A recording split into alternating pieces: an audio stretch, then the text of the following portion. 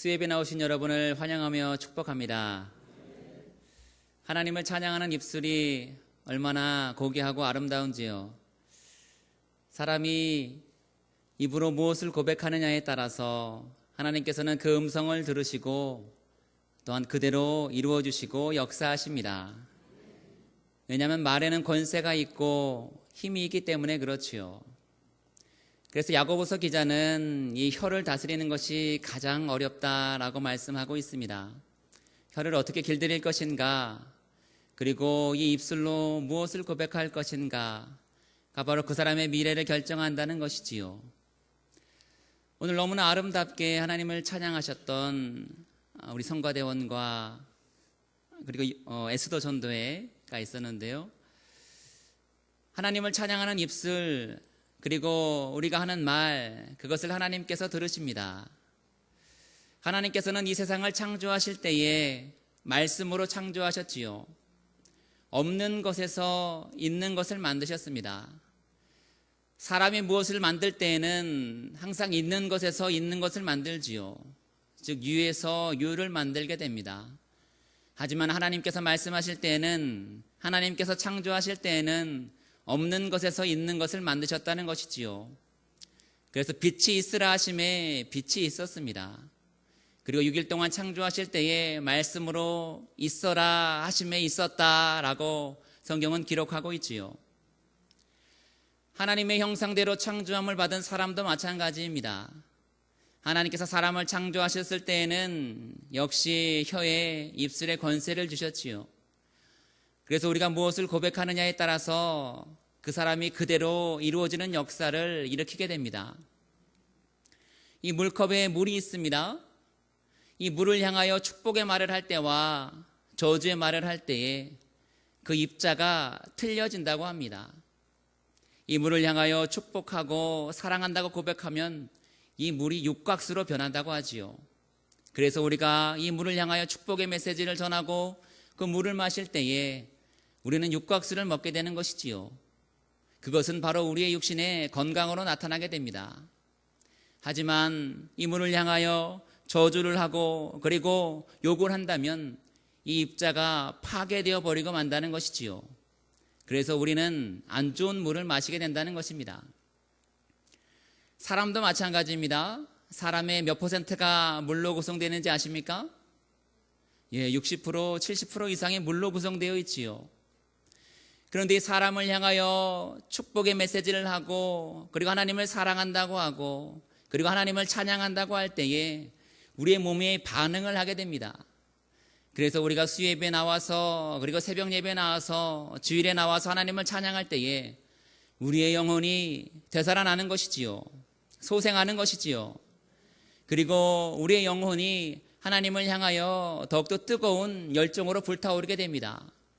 그래서 우리가 입술로 늘 감사하고 하나님을 찬양한다고, 하나님을 사랑한다고 고백해야 된다는 것이지요. 그리고 하나님의 형상대로 지음을 받은 우리 지체들 가운데에서도 역시 사랑한다고 고백하고 감사한다고 고백하고 당신밖에 없다고 고백할 때에 그 사람의 영혼이 살아나는 것입니다. 하지만 이 사람을 향하여 욕을 하고 저주의 메시지를 퍼부을 때에 그 사람의 영혼이 파괴되어 버리고 만다는 것이지요. 그리고 그 사람의 영혼이 깨져버리게 된다는 것입니다. 그래서 우리가 항상 하나님께 그리고 사람 앞에 고백할 때에 하나님 사랑합니다. 그리고 지체들 향하여서도 사랑합니다. 라고 늘 고백해야 된다는 것이지요. 하나님을 향하여 그리고 지체들을 향하여 늘 사랑한다고 감사하다고 고백하는 저와 여러분이 되시기를 예수님의 이름으로 축원합니다. 요셉도 그랬습니다. 비록 그가 앞길을 알 수 없는 상황 가운데 있었지만 그는 하나님께서 주시는 그런 비전을 입술로 고백했다는 것이지요. 그가 꿈을 꾸었습니다. 자신의 그러한 볏집이 일어서더니 그리고 형제들의 볏집이 자신의 볏단에게 절하는 꿈을 꾸었다는 것이지요. 그리고 해와 달과 11개의 별이 자기에게 경배하는 그러한 꿈을 꾸었습니다. 그러한 꿈을 꾸었을 때에 그는 형제들의 미움을 받을 줄 알았지만 그것을 입술로 고백하였다는 것이지요. 그리고 그것을 믿음으로 주장하였다는 것입니다. 형제들은 다 무시하였습니다. 그리고 아버지도 의심하였습니다. 하지만 하나님은 그 음성을 들으셨다는 것이지요. 하나님께서 주시는 꿈, 그 비전은 결코 변하지 않고 이루어진다는 사실을 성경에서는 계속해서 우리에게 말씀하고 있습니다. 하나님께서는 요셉을 참 귀하게 사용하셨지요. 그런데 그 요셉이 우리와 전혀 다른 사람인가? 결코 그렇지 않습니다. 요셉은 우리와 동일한 사람이지요. 성경에 나오는 모든 인물이 마찬가지입니다. 그들이 특별하게 잘났거나 아니면 무엇인가 더 가지고 있거나 결코 그런 것이 아니라 우리와 성종의 동일한 인물임에 관해서 분명하게 말씀하고 있지요. 요셉도 마찬가지였습니다. 어찌 보면 우리보다도 더 불우한 환경 가운데서 자라났던 사람이 바로 요셉이었지요. 그는 배다른 형제들과 함께 살고 있었습니다. 그리고 어머니가 4명이나 되었지요. 실제 어머니는 1명이었지만 다른 어머니가 3명이나 있었습니다. 그 가운데 또한 형제들의 많은 시기와 질투를 당하고 또한 따돌림을 당하였던 것이지요. 왜냐하면 요셉이 11번째 아들이었기 때문에 12명의 아들 중에서 11번째 아들이었기 때문에 그는 서열도 뒤처졌고 그리고 또한 형제들로부터 많은 따돌림을 당하였던 것입니다. 특별히 그가 따돌림을 당하였던 이유는 바로 아버지가 요셉을 편애하였기 때문이지요. 그렇습니다. 때로는 편애가 형제들을 갈라놓는 안 좋은 현상을 일으키는 것이지요. 그래서 자녀와 그리고 아이들을 동일하게 사랑해 줘야 됩니다. 한 사람을 편애할 때에 형제들 가운데 때로는 싸움과 때로는 시기가 일어난다는 것이지요. 아버지는 요셉을 사랑할 수밖에 없었습니다. 왜냐하면 그가 사랑하는 아내 라헬, 자기가 너무나 사랑하는 아내 라헬을 통해서 낳은 아주 어렵게 낳은 아들이 바로 요셉이었기 때문이지요. 그래서 다른 형제들에게는 주지 않았던 채색 옷을 요셉에게는 지어서 입히게 됩니다. 그리고 형제들에게 자랑을 하게 되지요. 아버지께서 나에게 채색 옷을 입혀주었다고, 편애와 사랑의 상징인 너무나 아름다운 옷을 입혀주었다고 형제들에게 자랑을 할 때에 형제들은 요셉을 좋게 보지 못했습니다. 그리고 그를 더욱더 미워하였던 것이지요. 그러한 요셉에게 한 가지 시련이 닥치게 됩니다. 그 시련의 발단은 바로 그가 아버지의 명령에 순종해서 나아가는 사건에서 발생하게 되지요. 요셉만 놔두고 형제들은 양을 치러 가게 됩니다. 헤브론 골짜기에서 그리고 도단으로 그리고 세겜으로 그가 형제들이 양을 치러 가게 되지요. 아버지는 요셉을 부르게 됩니다. 그리고 심부름을 시키지요. 형제들이 잘 있는지 돌아보고 오라 라는 명령을 내리게 됩니다. 그럴 때에 요셉의 반응이 무엇이었는지 아십니까? 여기에 바로 축복의 비밀이 있는데요. 요셉이 하나님께 쓰임을 받고 그리고 하나님께서 요셉을 들어서 애굽의 총리로 사용하신 데에는 그 이유가 있습니다. 그것은 바로 요셉이 아버지의 말씀에 그대로 순종하였다는 데 있지요. 오늘 37장 13절을 보십시오. 제가 13절을 읽어드리겠습니다. 이스라엘이 요셉에게 이르되 내 형들이 세겜에서 양을 치지 아니하느냐 너를 그들에게로 보내리니 요셉이 아비에게 대답하되 내가 그리하겠나이다. 내가 그리하겠나이다. 할렐루야. 이 대답을 잘하는 사람들이 하나님께 복을 받습니다. 내가 그리하겠나이다. 주님, 내가 여기 있습니다. 나를 보내주십시오. 주님, 내가 여기 있습니다. 나를 사용하여 주십시오. 이러한 신앙의 고백이 있는 자, 그리고 이러한 믿음의 고백을 하는 자들을 하나님께서는 반드시 복을 더하여 주신다는 사실이지요. 요셉이 그랬습니다. 아버지가 심부름을 시킬 때에 내가 가겠습니다. 내가 여기 있습니다. 내가 지금 당장 출발하겠습니다 라고 고백하였다는 것이지요. 그리고 그가 형들을 찾아서 이제 헤브론 골짜기에서 이제 세겜으로 이동을 하게 됩니다. 세겜으로 이동하여 보니 형제들이 이미 다른 곳으로 출발하였다는 것이지요. 양떼를 몰고 더 먼 곳으로 이미 출발하였습니다. 그럴 때의 요셉의 반응은 어떠하였을까요? 아마 일반적인 사람 같았으면 내가 아버지의 명령을 지킬 만큼 지켰으니 이제 다시 아버지에게로 돌아가야 되겠다. 그리고 아버지에게 돌아가서 내가 세겜에 다녀왔는데 이미 형제들이 떠나고 없었습니다. 라고 고백했을 것입니다. 하지만 요셉은 그렇지 않았습니다. 그가 세겜에 갔을 때에 형제들이 없자 이제 형제들을 찾아서 또 물어서 이동하게 되었다는 것이지요. 그가 세겜에 도착하여 물어보니 형제들이 도단까지 갔다라고 말씀하고 있습니다. 세겜에서 도단까지의 거리는 약 20km의 거리에 있습니다. 20km의 거리를 걸어서 또 요셉은 형제들을 찾아서 갔다는 것이지요.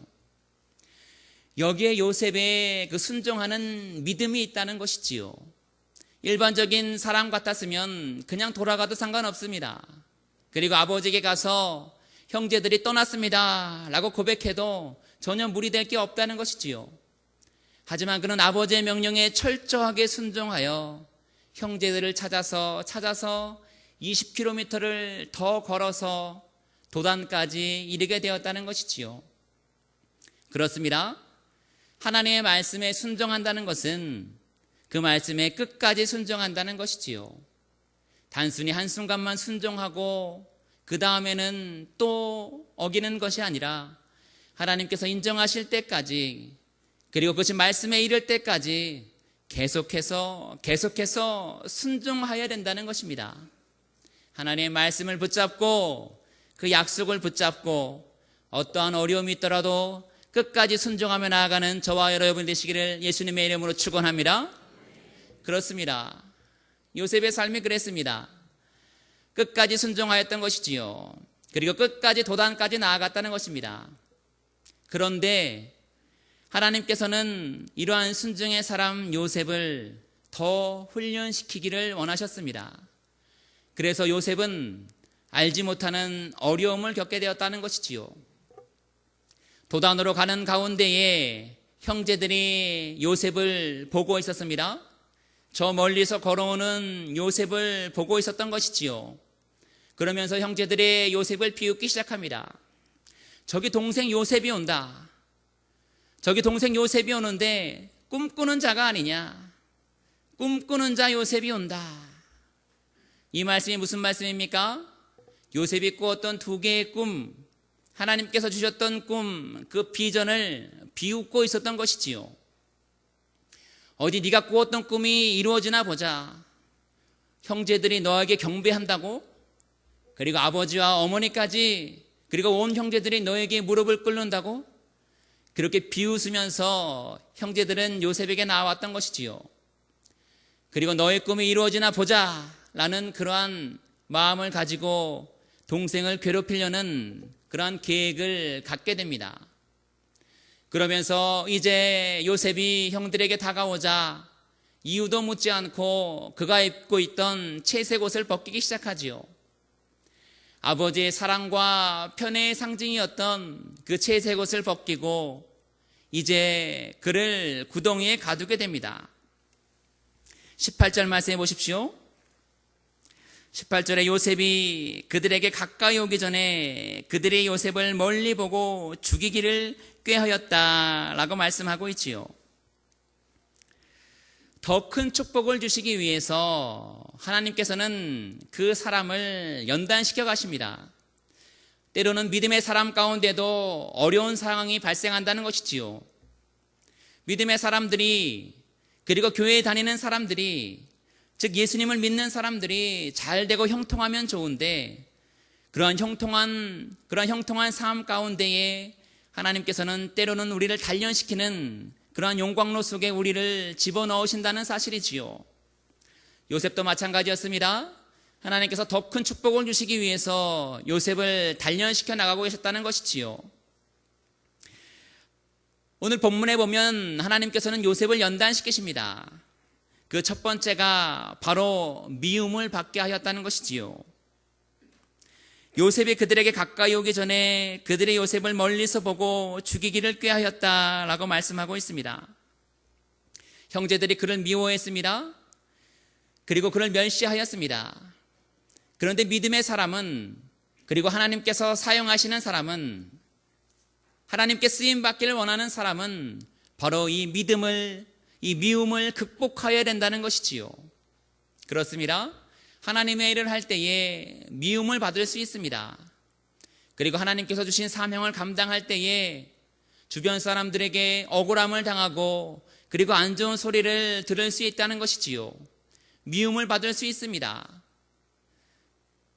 이럴 때에 우리는 이 상황을 잘 극복하여 나가야 된다는 것이지요. 요셉은 아버지에게 특별한 사랑을 받았습니다. 그리고 형제들에게 그러한 사실 때문에 미움을 받았지요. 이러한 미움 때문에 요셉은 억울한 누명을 겪게 됩니다. 그리고 또한 애굽으로 팔려가는 아픔을 겪게 되었지요. 하나님의 사람은 이러한 미움을 극복하여야 됩니다. 주변 사람이 아무리 나를 괄시한다고 해도, 주변 사람들이 나에게 무엇이라고 말한다고 해도 그것을 온유함으로 극복해야 된다는 것이지요. 그리고 그러한 말씀이 들릴 때에, 그러한 얘기가 들릴 때에 그것을 믿음으로 거절할 수 있어야 됩니다.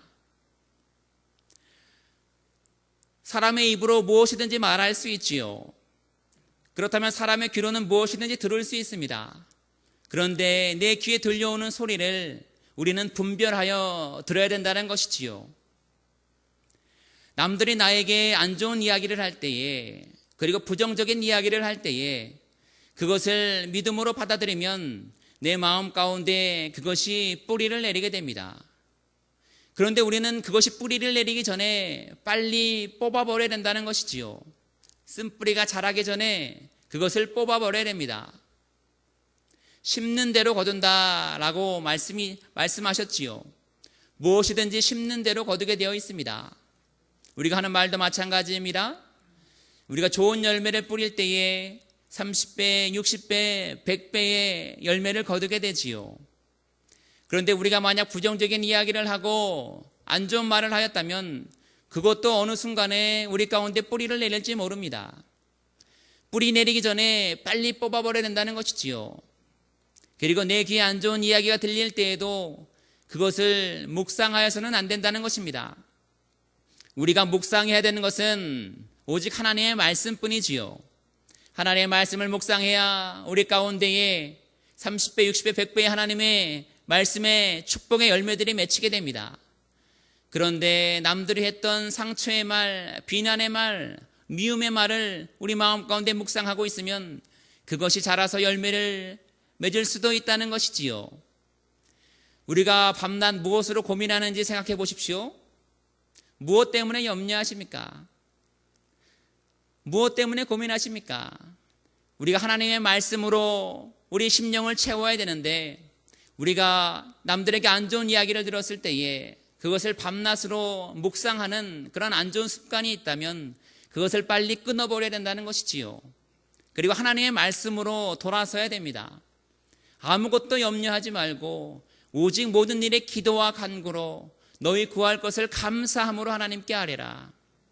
그리하면 모든 지각에 뛰어난 하나님의 평강이 그리스도 예수 안에서 너희 마음과 생각을 지키시리라. 그렇습니다. 아무것도 염려하지 말라라고 분명하게 말씀하셨는데 우리는 염려가 왜 이렇게 많은지요?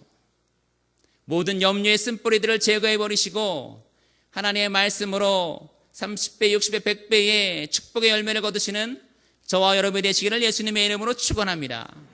그렇습니다. 우리는 미움을 극복할 수 있는 믿음이 있어야 됩니다.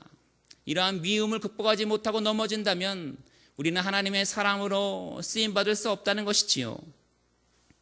마가복음 5장 11절 12절에는 이렇게 말씀하고 있습니다. 나를 인하여 너희를 욕하고 핍박하고 거짓으로 너희를 거스려 모든 악한 말을 할 때에 너희에게 복이 있나니 기뻐하고 즐거워하라. 하늘에서 너희의 상이 큼이라. 너희 전에 있던 선지자들을 이같이 핍박하였느니라. 그렇습니다. 우리가 예수님을 인하여 예수님 때문에 욕을 받고 핍박을 받는다면 그것 때문에 복이 있다는 것이지요. 너희를 거스른 모든 악한 말을 할 때에 너희에게 복이 있다라고 말씀하고 있습니다. 그것 때문에 너희는 염려치 말고 오히려 기뻐하고 즐거워하라라고 말씀하고 있지요. 지금부터 예수님 때문에 여러분이 욕을 먹는다면 항상 기뻐하고 즐거워하십시오. 하늘에서 여러분의 복이 클 줄로 믿습니다. 37장 24절을 보십시오. 24절 말씀입니다. 그를 잡아 구덩이에 던지니 그 구덩이는 빈 것이라. 그 속에 물이 없었더라. 믿음의 사람이 겪는 또 하나의 연단의 과정은 바로 구덩이에 빠지는 것이지요. 요셉이 구덩이에 빠졌습니다. 형제들이 그를 잡아서 구덩이에 넣었던 것이지요. 당시에 이스라엘의 그 물 항아리를 보면 입구는 좁고 그리고 아래로 내려갈수록 큰 이런 항아리 모양으로 물 웅덩이가 생겼습니다. 그래서 그 물 웅덩이에 빠지면 아무도 스스로 걸어 나올 수 없다는 것이지요. 벽을 잡고 나올 수도 없습니다. 왜냐하면 입구는 좁고 아래로 내려갈수록 둥그렇게 생겼기 때문에 그 구덩이에 빠지면 누가 건져주지 않으면 살아날 수 없다는 것이지요. 형제들이 요셉을 그 구덩이에 가두었습니다. 그런데 그냥 가둔 것이 아니라 진실로 죽이려고 가두었던 것이지요. 너무나 미웠습니다. 이 미움이 증오를 일으켰고 그리고 그 증오가 살인하려는 그러한 마음을 주었다는 것이지요. 이 마음을 주의해야 됩니다. 형제들은 부모님으로부터 받은 상처 그리고 그 치유받지 못한 상처로 인해서 요셉을 미워하였고 요셉을 시기하였고 그 시기했던 마음이 증오를 일으켜서 살인하려고 하는 그러한 마음까지 갔던 것이지요. 가인이 아벨을 죽일 때도 마찬가지였습니다. 그가 예배를 실패하였을 때에 살인하려는 그러한 마음을 사단이 주었다는 것이지요. 이러한 시기의 마음과 미움의 마음과 살인의 마음은 결코 성령으로부터 온 것이 아니라 사단으로부터 온 것입니다. 그래서 그가 가인이 예배를 실패하였을 때도 마찬가지로 그 동생을 살해하려는 그러한 마음을 주었다는 것이지요. 하나님께서 가인을 책망할 때에 너는 왜 너의 마음을 다스리지 못하였느냐? 사단이 너의 마음 가운데 들어오려고 웅크리고 있는 것을 너는 알지 못하였느냐? 라고 말씀하고 있다는 것이지요. 그렇습니다. 사단 마귀는 언제든지 믿는 자들을, 믿음의 사람을 유혹하기 위해서 그리고 넘어뜨리기 위해서 대기하고 있다는 사실을 우리는 기억해야 됩니다. 우리가 신앙으로 바르게 서 있지 못할 때에 그리고 하나님의 말씀으로 바로 서 있지 못할 때에 그리고 우리가 기도하지 못할 때에 사단 마귀는 언제든지 우리 마음 가운데 들어와서 우리를 죄짓게 만들고 또 우리를 혈기 부리게 만들어서 우리를 넘어뜨리려고 한다는 것이지요. 그래서 예수님께서도 말씀하셨습니다. 항상 깨어 있으라. 그날과 그 시는 알지 못하니 항상 깨어 기도하라라고 말씀하셨던 것이지요. 그래서 우리가 기도하기에 힘써야 됩니다. 날마다 기도해야 됩니다. 날마다 새벽으로 기도해야 됩니다. 그리고 수요일 밤 모여야 됩니다. 화요 기도에도 모여야 됩니다. 금요 기도에도 모여야 됩니다. 그렇게 기도할 때에 우리가 영적 전쟁에서 승리할 수 있다는 것이지요. 전신갑주를 입어야 승리할 수 있습니다. 그렇지 않으면 사단 마귀가 언제든지 우리 마음 가운데 들어와 우리를 죄짓게 만들고 또 넘어뜨리려고 만들기 때문에 우리가 항상 깨어있기 위해서는 주님께 붙어 있어야 된다는 것이지요. 포도나무가 가지에 붙어 있는 것처럼 우리는 항상 주님께 붙어 있어야 됩니다. 그렇지 않으면 죄를 지을 수밖에 없다는 것이지요. 요셉의 형제들은 요셉을 죽이려는 그러한 마음을 품었습니다. 즉 마음을 다스리지 못했다는 것이지요. 그 결과 동생을 살해하려는 그러한 마음을 품게 되었습니다. 요셉이 웅덩이에 갇히게 되었습니다. 이 웅덩이는 바로 죽음과 실패와 절망을 상징하고 있지요. 누구에게나 이러한 구덩이에 빠질 수 있습니다. 믿음의 사람도 마찬가지입니다. 요셉도 마찬가지였습니다. 구덩이에 빠졌기 때문이지요. 누구든지 실패를 경험할 수 있고, 누구든지 죽음의 상황 가운데 이룰 수 있고, 누구든지 좌절을 맛볼 수 있다는 것입니다. 그런데 그 상황 가운데서 우리가 어떻게 반응하느냐가 바로 우리의 미래를 결정한다는 것이지요. 그 상황 가운데 구덩이에 빠져서 좌절과 낙심 가운데에 묻혀 있다면 그대로 죽을 수밖에 없다는 것입니다. 하지만 그 가운데에 하나님을 의지하고 하나님을 바라보고 하나님께 기도하며 나아갈 때에 하나님께서는 그 구덩이에서 건져주신다는 사실이지요. 구덩이에서 잠을 자서는 안 됩니다. 그리고 구덩이에 빠져 있어서는 안 됩니다. 구덩이에 빠져 있을 때에 하나님께 부르짖음으로 말미암아 그 구덩이를 탈출해야 된다는 것이지요. 사망과 절망과 그 음침한 좌절의 구덩이에서 빠져나와 승리하시는 저와 여러분이 되시기를 예수님의 이름으로 축원합니다. 요셉은 그 구덩이에서 하나님을 의지하였습니다. 그리고 하나님께 기도하였습니다. 하나님께서는 요셉을 향한 약속이 있으셨지요. 그리고 그의 꿈을 이루고자, 그리고 그를 통하여 그의 민족을 구원하고자 형제들의 마음을 움직이게 됩니다. 그래서 르우벤의 마음을 움직이지요. 그 첫째 아들의 마음을 움직여서 동생을 제발 죽이지만은 말자, 죽이지만은 말고 잠시 가둬만 놓자라고 이야기하게 됩니다. 그럴 때 형제들이 그 말을 들었다는 것이지요. 하나님의 은혜였습니다. 형제들이 그 첫째 형의 말을 거역하고 요셉을 죽일 수도 있었지요. 하지만 르우벤의 말이 영향력을 미치게 하셨고 그들의 마음을 움직여서 동생이 잠시 동안 살아나게 됩니다. 그리고 하나님께서는 이제 유다의 마음을 만지셨습니다. 그리고 유다의 마음을 만지셔서 이제 동생을 지나가는 미디안 상인에게 팔자라는 마음을 주시게 되지요. 이 미디안 상인은 애굽으로 내려가는 상인이었습니다. 이 애굽으로 내려가는 상인에게 팔자라는 마음을 주시게 됩니다. 그러자 형제들도 그 의견에 동의하였다는 것이지요. 이 모든 것이 다 하나님의 역사하심이었습니다. 우연 같지만 결코 우연이 아니었다는 것이지요. 요셉이 애굽에 팔려가는 것도 마찬가지였습니다. 결코 우연이 아니라 하나님의 작정이었던 것이지요. 그리고 하나님의 계획 가운데 있었다는 것입니다. 하나님의 섭리였다는 것이지요. 그렇습니다. 믿음의 사람 가운데 우연이란 없습니다. 모든 것이 다 하나님의 섭리 가운데 있다는 것이지요. 요셉이 애굽에 팔려갔던 것도 그가 운이 없었기 때문이 아니라, 그리고 형제가 그를 미워했기 때문이 아니라, 그것도 하나님의 뜻이었기 때문에, 하나님의 섭리 가운데 있었기 때문에 그가 애굽으로 팔려갔다는 것이지요. 지금은 알 수 없습니다. 요셉이 당시의 상황 가운데 자신이 무엇으로 쓰임을 받을지, 그리고 애굽의 총리가 될지 전혀 알지 못하였던 것이지요. 하지만 훗날 돌아보았을 때에, 그가 애굽의 총리가 되어 돌아보았을 때에, 이때 하나님께서 이것 때문에 나에게 이러한 일을 주셨구나 라는 고백이 이루어질 수 있었던 것이지요. 우리의 삶 가운데도 마찬가지입니다. 때로는 이해할 수 없는 상황이 발생할 수 있습니다.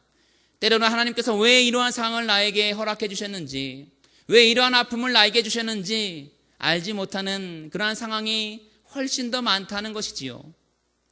하지만 그러한 상황 가운데 우리가 감사할 수밖에 없는 이유는 바로 이 모든 것이 하나님의 섭리이기 때문입니다. 하나님의 계획 가운데 있기 때문에 이러한 일이 발생했다는 것이지요. 그래서 우리는 감사해야 됩니다. 때로는 이해하지 못할 어려움과 아픔이 있다 할지라도, 상식으로 이해하지 못한다 할지라도 하나님 감사합니다. 하나님 나에게 이러한 여건을 허락하여 주셔서 감사합니다. 이러한 환경도 하나님의 은혜인 것을 감사합니다 라고 고백할 때에 훗날 하나님께서 우리를 기뻐 받아주시고, 또한 우리 또한 하나님께 영광을 돌리며 축복으로 주님을 맞이할 수 있다는 것이지요. 모두 이러한 사람이 되시기를 예수님의 이름으로 축원합니다. 시편 118편 5절에도 이렇게 말씀하고 있습니다. 내가 고통 중에 여호와께 부르짖었더니 여호와께서 답하시고 나를 광활한 곳에 세우셨도다. 그렇습니다. 절망의 구덩이에서 우리는 주님께 부르짖어야 됩니다. 그럴 때에 여호와께서 우리에게 답을 주시고 우리를 좋은 길로, 선한 길로 인도하여 주신다는 사실이지요. 절망의 구덩이 가운데서도, 사망의 음침한 구덩이 가운데서도 하나님만을 바라보고 부르짖으며 승리하는 저와 여러분이 되시기를 예수님의 이름으로 축원합니다. 28절 말씀입니다. 28절입니다.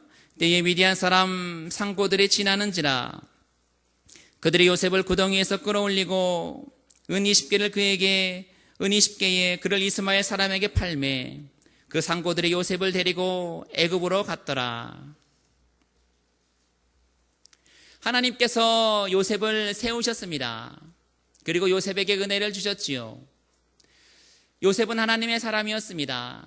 그렇기 때문에 사명을 다하기까지 그는 결코 죽지 않았던 것이지요. 맞습니다. 사명자는 결코 죽지 않습니다. 하나님께서 그를 통하여 하실 일이 분명하게 남아있기 때문에 하나님께서는 요셉을 이끌어 가신다는 사실이지요. 하나님께서 주시는 비전은 결코 실패하지 않습니다. 요셉을 통해서 하나님은 그의 민족을 살리실 것이기 때문에, 그리고 그의 큰 민족을 이루어서 다시 이스라엘로 이끌어 가실 것이기 때문에 하나님께서는 요셉을 단련시키고 있다는 것이지요. 우리가 세 번째로 기억해야 될 것은 바로 하나님께서 하신 약속은 반드시 이루어진다는 사실입니다. 하나님이 하신 말씀은 결코 변치 않습니다. 사람의 약속은 변할 수 있지요. 사람은 때로는 약속을 해도 어기기도 합니다. 사람은 동일한 죄인이기 때문에 신뢰의 대상이 아니라 사랑의 대상이지요. 사람을 신뢰해서는 안 됩니다. 우리가 신뢰해야 될 대상은 오직 하나님 한 분밖에 없다는 것이지요. 사람은 사랑의 대상입니다. 사랑해줘야 될 대상인 것이지요. 그래서 우리는 늘 하나님만을 신뢰하고 하나님만을 바라보아야 된다는 것이지요. 요셉이 버림받았다고 생각할 때에, 그리고 형제들이 그를 버렸다고 생각할 때에 하나님은 그를 버리지 않으셨습니다. 그리고 그를 끝까지 인도해 가셨던 것이지요. 그래서 곳곳에 하나님의 손길이 작용하였습니다. 르우벤의 마음을 움직일 때에도, 그리고 유다의 마음을 움직일 때에도 하나님께서는 늘 요셉과 동행하셨던 것이지요. 절망의 구덩이에 있을 때에도 하나님은 요셉과 함께 하셨습니다. 그의 약속이 결코 변치 않았다는 것이지요. 그래서 하나님께서는 요셉을 이제 애굽으로 보내기 시작하십니다. 미디안 상인들에게 팔려서 애굽으로 끌려가였던 것이지요. 애굽으로 끌려가 그가 종살이를 하였습니다. 노예로 살게 되었던 것이지요. 노예는 자유가 없습니다. 주인이 시키는 대로 하여야 되는 그러한 신분으로 내려갔다는 것이지요. 하지만 이렇게 내려보내신 분도 하나님이십니다. 내려보내신 분도 하나님이시요, 또 때로는 올려주시는 분도 하나님이라는 사실을 우리는 반드시 기억해야 됩니다. 우리가 겸손하면, 때가 되면 하나님께서는 우리를 높여주신다라고 분명하게 말씀하고 있지요. 때로는 우리가 아픔을 겪어서 내려갈 때도 있습니다. 남들이 알지 못하는 일 때문에 때로는 내려가 있는 상황도 있다는 것이지요. 하지만 겸손하게 하나님을 의지할 때에 하나님께서는 분명하게 우리를 높여주시겠다라고 말씀하고 있습니다. 그렇습니다. 하나님의 약속은 변함이 없습니다. 하나님의 약속은 신실하다는 사실이지요. 우리가 하나님의 말씀을 기억해야 됩니다. 민수기 23장 19절에도 이렇게 말씀하고 있지요. 하나님은 인생이 아니시니 시건치 않으시고 인자가 아니시니 후회가 없으시도다. 어찌 그 말씀하신 바를 행치 아니하시며 하신 말씀을 실행치 아니하시랴. 하나님은 인생이 아니시기 때문에 시건치 않으십니다. 그리고 그 말씀하신 바를 반드시 이루어 주신다는 사실이지요. 하나님께서 요셉을 택하여 주시고, 그리고 요셉을 통해서 그 민족을 구원할 사명을 주셨습니다. 우리에게도 마찬가지입니다. 우리에게 예수 그리스도를 통해서 새 생명을 주셨지요. 그리고 우리를 통해서 나 혼자만 잘 먹고 잘 살고 잘 지내라고 우리를 예수 믿게 한 것이 아니라 우리를 통해서 새 생명을 낳고자 우리를 먼저 믿게 하여 주셨다는 사실을 우리는 반드시 기억해야 됩니다. 그래서 우리를 그리스도의 향기요 그리스도의 편지다라고 말씀하고 있지요. 우리를 통해서 예수 그리스도의 향기가 풍겨나야 됩니다. 우리의 모습을 보고 예수 그리스도의 그 영광의 광채를 볼 수 있어야 된다는 것이지요. 그것은 한순간에 이루어지는 것이 아닙니다. 날마다 하나님을 찬양할 때에 그 얼굴에는 하나님의 영광의 광채가 비춰난다는 것이지요. 하나님께서는 우리를 택하여 주실 때 사람을 낚는 업으로 택하여 주셨습니다. 우리의 직업도 중요합니다. 우리가 가지고 있는 우리가 실생활에서 일생생활에서 행하는 그러한 직업도 중요하지요. 하지만 우리의 본분은 사람을 낚는 어부임을 우리는 반드시 기억해야 됩니다. 어느 곳에서도 영혼을 살리기 위해서 우리를 보내주셨다는 사실, 그 사실을 명심해야 된다는 것이지요. 예루살렘과 온 유대와 사마리아와 땅끝까지 이르러 내 증인이라고 말씀하신 그 예수님의 명령을 기억해야 됩니다. 그리고 있는 곳에서 복음을 전하며 때를 얻든지 모르든지 항상 복음을 전하기에 힘쓰는 자가 되야 된다는 것이지요. 그렇습니다. 오늘 말씀을 정리해 보겠습니다. 믿음의 사람도 때로는 어려움을 당할 수 있습니다. 미움을 당할 수 있습니다. 하지만 미움을 당할 때에 그 미움 가운데 넘어져 있어서는 안 된다는 것이지요. 그 미움을 온유함으로 극복해야 됩니다. 그리고 누군가 나에게 미워하고 나에게 핍박을 줄 때에 그러한 쓴뿌리들을 빨리 뽑아버려야 된다는 것이지요. 그리고 누군가 예수 그리스도 때문에 나를 욕하고 핍박할 때 그것이 하늘에서는 복이 됨을 기억하고 오히려 기뻐하고 감사해야 된다는 것이지요. 그래서 욕하는 사람들이 있을 때 감사하십시오. 고맙다고 악수하십시오. 그럴 때 하늘에서 놀라운 상급이 우리 가운데 이루어지게 됩니다. 그리고 절망의 구덩이에 빠질 때도 있습니다. 하지만 그 절망의 구덩이에 빠질 때에, 좌절의 구덩이에 빠질 때에 그대로 넘어져 있지 말고 하나님께 부르짖음으로 하나님께 살려달라고 간구해야 된다는 것이지요. 하나님께서는 반드시 살려주십니다. 절망의 구덩이에 넘어져 있으면 그대로 죽을 수밖에 없다는 것이지요. 그것은 물도 없었다라고 말씀하고 있습니다. 요셉은 죽을 수밖에 없었습니다. 하지만 하나님께서 그를 살려주셨습니다. 그리고 또한 하나님께서 약속하신 바는 반드시 이루어 주신다는 사실이지요. 그리고 우리를 왜 불러주셨음을 기억하시고 사람을 낚는 어부로서의 사명을 감당하며 하나님의 마음을 기쁘시게 하는, 하나님의 말씀을 시원케 하는 저와 여러분이 되시기를 예수님의 이름으로 축원합니다. 시간 함께 기도하겠습니다. 오늘 말씀을 놓고 함께 기도하며 나아가시겠습니다. 미움을 극복하며 실패와 절망의 구덩이를 극복하며 하나님의 약속을 의심치 않고 믿어 또 하나님께서 역사하시는 사람을 낚는 어부로서의 복음을